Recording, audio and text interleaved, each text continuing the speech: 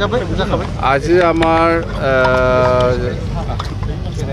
জুবিন গাৰ্গ ডাঙৰীয়াৰ 53 জন্মদিন উপলক্ষে আমি আজি ইয়াত শ্ৰদ্ধাঞ্জলি যেটো কাৰ্যসূচী সেইটো আমি ইতিমধ্যে শেষ কৰিলোঁ।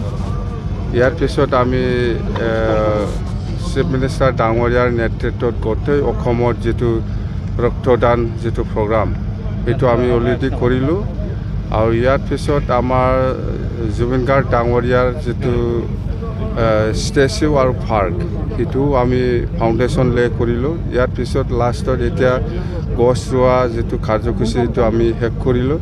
মুঠতে আমাৰ আকৌ আমাৰ 2টা বজাৰ পৰা আৰু আমাৰ প্ৰগ্ৰাম আছে। তো আজিৰ দিনটো যেটো কাৰ্যসূচী সেইটো খুব ভাল আমাৰ BTC চৰকাৰৰ উদ্যোগত এইটো হৈছে।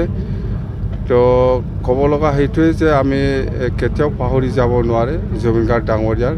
সেইকাৰণে আমি BTC বাকী ৰাইজে বিচৰা নিচিনা জুবিন গাৰ্গ ডাঙৰীয়াৰ যেটো প্ৰতিমূৰ্তি বা যেটো পাৰ্ক সেইটো আমি আজি উদ্বোধন কৰিলোঁ। মুঠতে এই পাৰ্কৰ নামত আমাৰ কমেও 20-25 কোটি বা 30 কোটি এনেকুৱা আমাৰ এছপেক্ট আছে। আমি কনচেপ্ট পেপাৰ বনাই আছোঁ। মুঠতে সেই যিখন পাৰ্ক হ'ব সেইটো খুব ভাল পাৰ্ক হ'ব। ইয়াৰ বাদে আপোনালোকে অকল জুবিন গাৰ্গ ডাঙৰীয়াৰ নহয়, ডক্টৰ ভূপেন হাজৰিকা ডাঙৰীয়াৰ নামতো আমি ভাল এটা ষ্টেচু আৰু পাৰ্ক আমি বনাম। আৰু ইয়াৰ লগতে আপোনালোকে শুনিছে গোসাই